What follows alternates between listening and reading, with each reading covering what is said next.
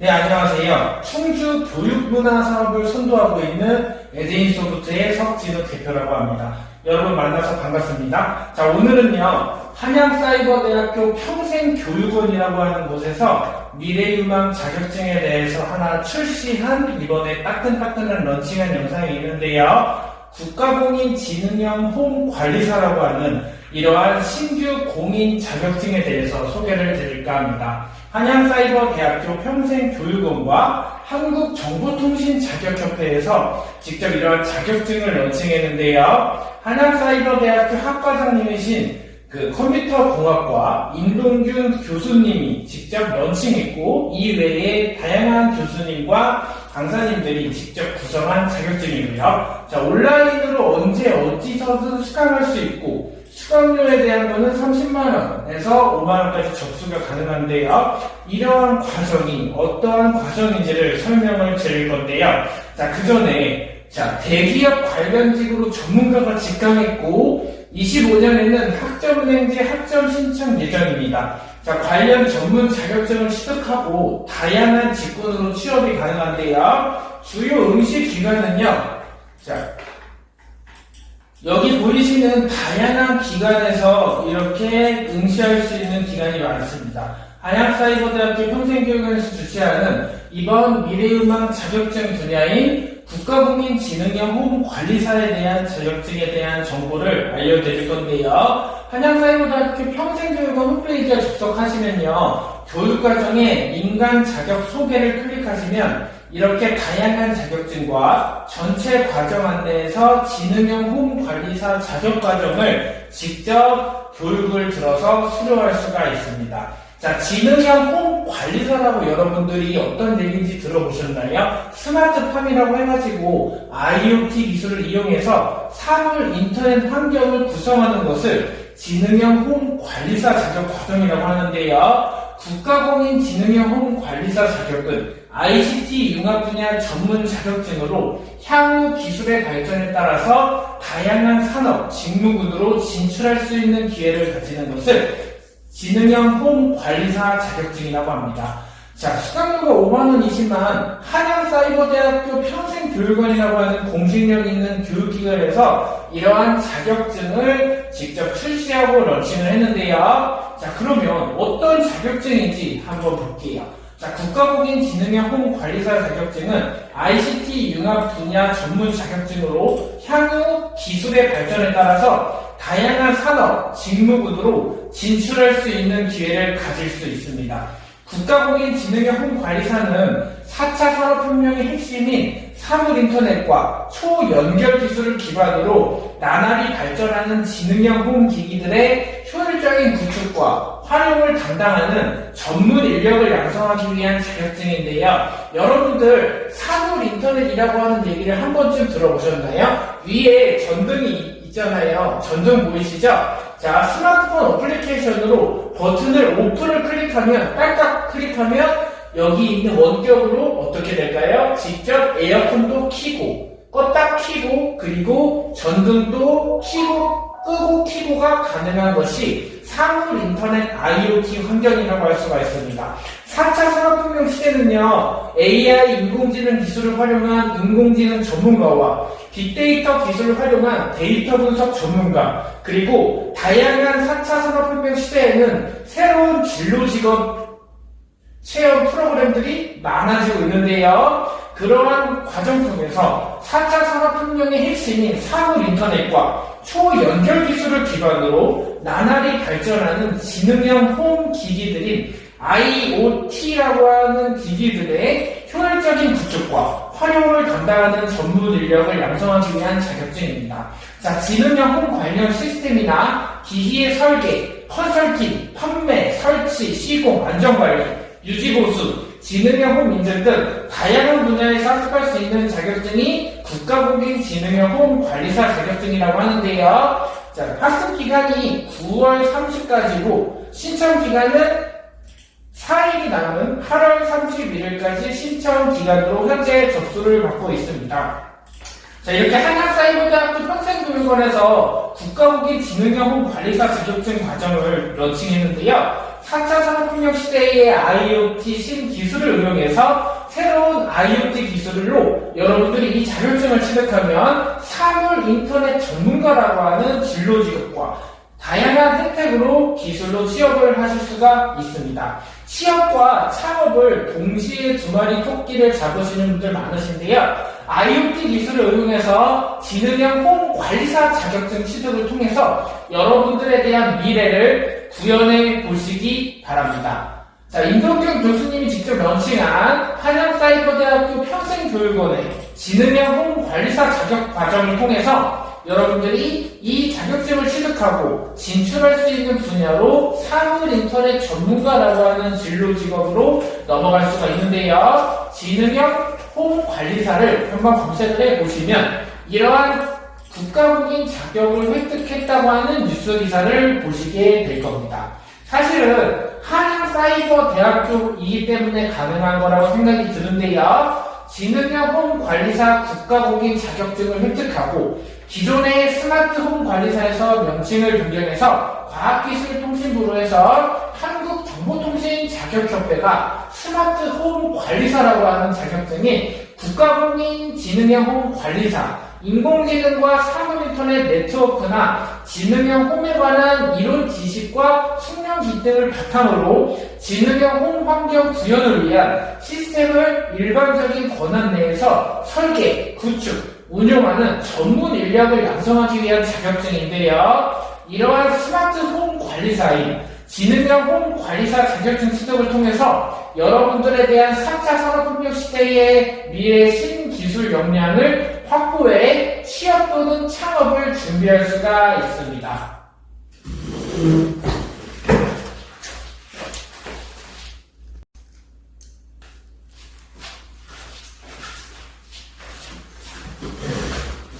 자, 안녕하세요. 한양사이버대학교 평생교육원에서 이번에 지능형 홈 관리사라고 하는 자격증에 대해서 한번 사물 인터넷에 대한 전반을 설명해 드리겠습니다. 여러분들은요, IoT 시대에 맞춰서 사물 인터넷 환경을 생각해 보시면 되겠는데요. 사물 인터넷이라고 해가지고 IoT 기술을 응용해서 스마트팜이나 아니면 신바이오, 그리고 여러분들이 IoT라고 하는 기술을 접목하면 일상생활에서 어떻게 접목이 되는지를 알아보도록 할 거예요. 자, 예를 들어서 스마트폰 어플리케이션이 있잖아요. 자, 버튼 한 번을 클릭하면 전등이 꺼졌다 켜지고가 가능한 시대가 IoT라고 하는 사물 인터넷이라고 하는데요. 자, 여러분들은 하나하나 이해해 가면서 지능형 홈 관리사라고 하는 자격증이 맞도록 사물 인터넷에 대해서 알아보도록 하겠습니다. 자, 여러분들 한번 보면요. 자, 학습 목표를 보면 사물 인터넷의 의미를 알 수 있다라고 하는 것과 사물 인터넷 구조에 대해 알 수 있고, 세 번째는요, 사물 인터넷의 활용 사례를 알 수 있는 것이 학습 목표라고 합니다. 자, 그러면 한번 볼게요. 자, 사물 인터넷에 대한 개념을 살펴볼 건데요. 자, 사물 인터넷이라고 하는 거는 PC가 인터넷에 연결된 후에 스마트폰이 인터넷에 연결되기까지 15년이 소요되었지만 사물들 간의 네트워크 구축은 급진적으로 진행되고 있는 것이 사물 인터넷이라고 합니다. 자, 그러면요, 여러분들이 한번 개념에 대해서 살펴볼 거예요. 자, 센서 네트워크에 대한 개념도 나오는데요. USN이라고 해가지고 원격에서 감시하거나 제어하기 위해서 컴퓨팅 능력과 네트워크 능력을 갖는 디바이스들로 구성되는 것을 센서 네트워크라고 합니다. 자, 기본적으로 과거에 한번 볼게요. 옛날에는요, 유선이나 오늘날에는 무선 통신 기술인 WSN을 이용하고 다수의 디바이스가 클라이언트 또는 중앙의 서버가 실시한 제어 감독을 수행하는데요. 센서 네트워크의 서비스 개념도를 한번 살펴보면요. 자, 농장 재배 환경을 관리하고 스마트팜이라고 하는 거 얘기 들었죠. 우리가 원격지에서도 농작물에 직접 뭐를 재배하냐면 원격으로 온도를 조절하고 그리고 관리를 하는 게 센서 네트워크의 서비스 개념도라고 합니다. 자, 여러분들 한번 보면요. 사물지능통신이라고 하는 개념이 나오는데요. 우리 친구들이 봤을 때 M2M이라고 해가지고 2개 이상의 디바이스 간에 데이터를 상호 네트워크하는 시스템을 사물지능통신이라고 합니다. 사전에 정해진 프로세스나 규칙에 따라서 정해진 일을 수행하고 디바이스 내에서 특정 센서가 생성된 아날로그 데이터를 디지털로 변환하는 것을 사물지능통신이라고 하는데요. 사용하는 센서에는 온도, 습도, 가속도, 맥박 등 인지하는 것과 목소리나 홍채, 지문을 인식하는 카메라나 마이크, 그리고 RFID 이런 것처럼 미리 정해놓은 데이터를 전달하는 센서라고 합니다.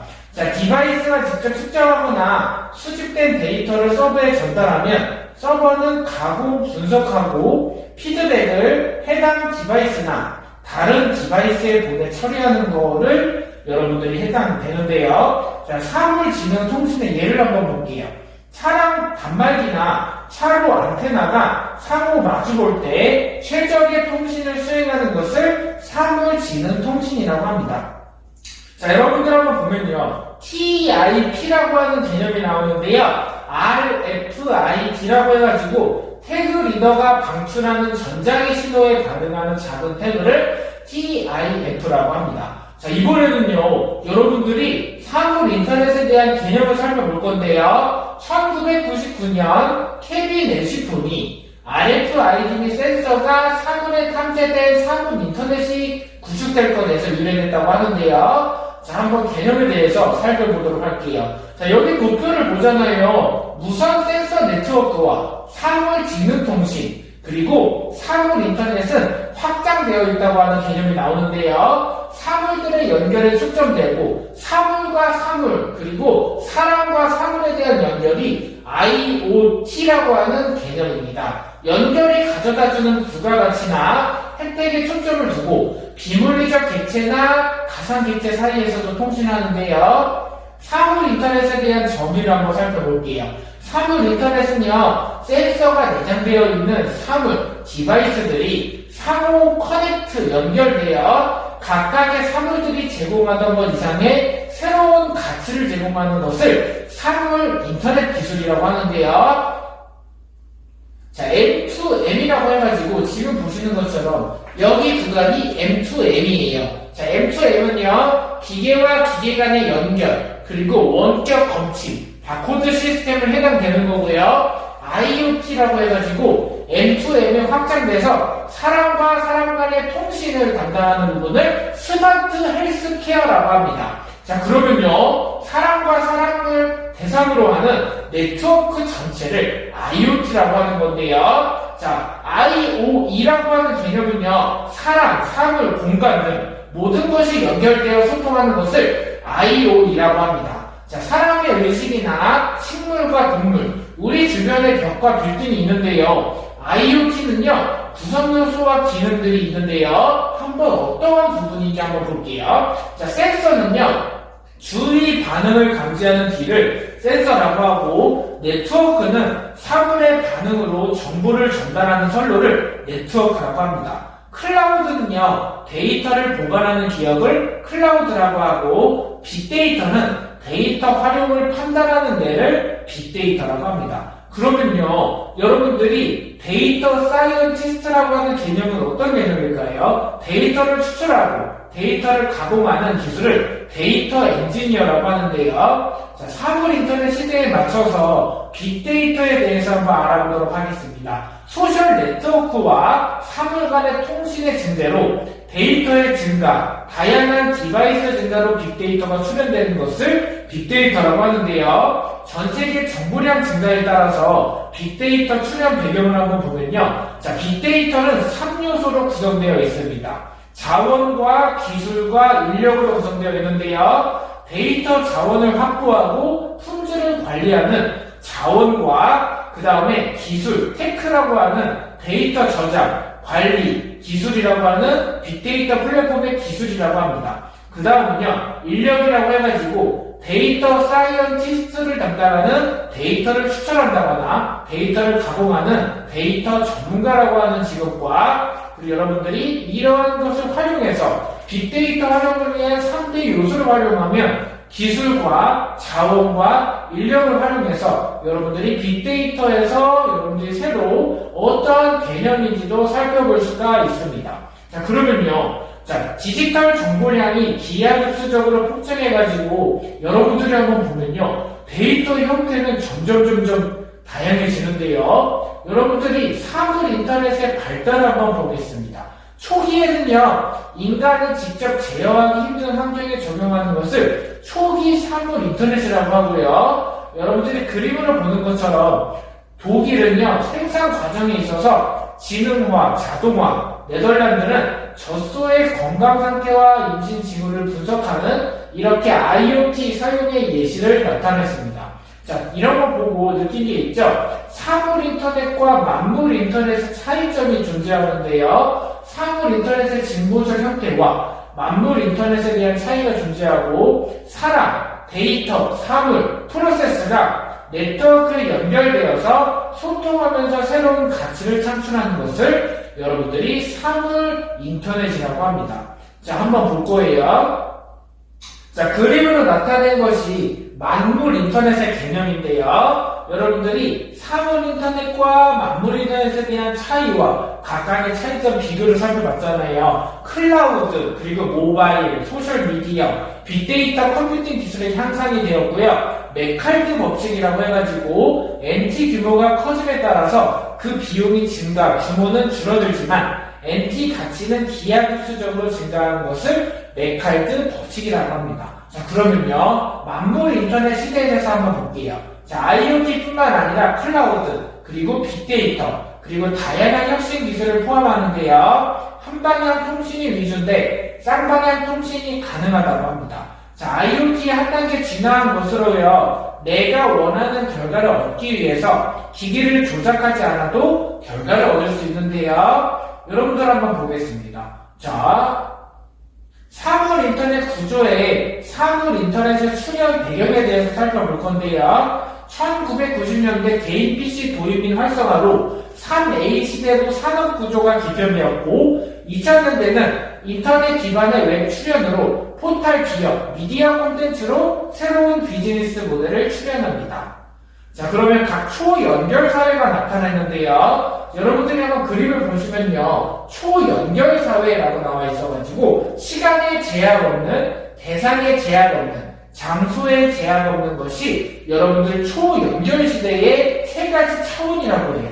자, 뭐라고요? 땡땡땡 사회라고 하는 초연결 사회라고 하는데요. 시간에 제약 없고, 대상에 제약 없고, 장소에 제약 없는 초연결 사회의 차원이다라고 생각하시면 되는데요. 인터넷 커넥트 디바이스는요, 초연결 사회를 구현하는 기술은 엄청 많은데요. 핵심 기술과 유사 기술이 있습니다. 사물 인터넷은요, 모든 사물에까지 네트워크를 연결하여 공유하는 네트워크를 사물 인터넷이라고 하고, 빅데이터는요, 형식이 다양하고 양도 많을 정도로 순환 속도가 매우 빨리 기존 방식으로 정형화되지 못해서 관리 분석이 어려운 데이터를 빅데이터라고 합니다. 그러면요, M2M은요, 기기 간이나 기기에서 사람으로의 통신 기법을 M2M이라고 하고, WOT는 웹기술을 기반으로 자원을 검색하고 접속 제어하려는 기술을 WOT라고 합니다. 그러면요, 클라우드 컴퓨팅이 무슨 개념일까요? 클라우드 컴퓨팅은 인터넷을 통해 서버, 스토리지, 소프트웨어, IT 자원을 필요시 인터넷을 통해서 서비스 받는 방식을 클라우드 컴퓨팅이라고 하는데요. 웨어러블 디바이스는요, 신체에 부착하여 컴퓨팅 행위를 할 수 있는 모든 기기를 지칭하는 것을 웨어러블 디바이스라고 합니다. 자, 상황 인식 컴퓨팅은요, 사용자가 행위, 생체 신호, 과거 이력을 분석해서 상황에 맞게 적절한 자동 수행하는 기술을 상황 인식 컴퓨팅이라고 하는데요. 점점 플랫폼이 진화가 됐습니다. 자, 지금 보이시는 그림이요, 지식 피라미드라고 하는 건데요. 데이터와 정보, 지식, 지혜를 나누는데요. 가장 아래에 있는 피라미드 중에 데이터라고 하는 게 있는데요. 데이터는 DATA라고 해가지고 0과 1로 구성되어 있는 것을 데이터라고 하는데요. 정보의 가치는 점차 진화되었고 정보가 지식화되고 이러한 지식들이 의사결정에 이용되면 지혜고요. 빅데이터 처리 기술이 중요합니다. 자, 프로세싱 수준이 복잡하고 데이터량에 대해서 줄어들고 이해 수준이 복잡한데요. 지혜, 지식, 정보, 데이터라고 하는 각 지식 피라미드를 한번 보고 컴퓨터 응용 기술과 LTE 5G라고 하는 성능 발전에 여러분들이 점점 발전되었고 IT 패러다임의 변화는 가속화되었습니다. 자, 그러면요 선생님과 함께 볼 거는요 사물 인터넷의 구조에 대해서 한번 살펴볼 거예요. 컴퓨터가 자료 처리를 하는 것과 같이 IoT 사물 인터넷 환경에서도 데이터를 생성하고 연결하고 처리 가공하여 서비스를 제공하는 것을 사물 인터넷이라고 합니다. 데이터 생성 그리고 연결, 데이터 처리, 서비스 제공이라고 하는데요. 자, 데이터를 생성하는 것은 어떠한 영역이 있을까요? 다양한 센서나 디바이스들이 생성된 데이터를 네트워크를 통해서 전달하는 역할을 데이터 생성이라고 합니다. 네트워킹 하다 얘기를 많이 들어보셨죠? 여러분들이 생성된 데이터를 가지고 데이터를 바탕으로 인터넷상의 서버에 전달하는 것을 네트워킹이라고 하는데요. 데이터 처리 영역은요, 자료를 추적하고 가공하고 데이터를 저장 분석하여 가공하는 역할을 데이터 처리 영역이라고 합니다. 서비스 제공 영역은요, 정보를 표현하는 역할이라고 하는데요. 스마트폰, 컴퓨터, 센서나 디바이스를 의미하는 정보 표현과 피드백이라고 합니다.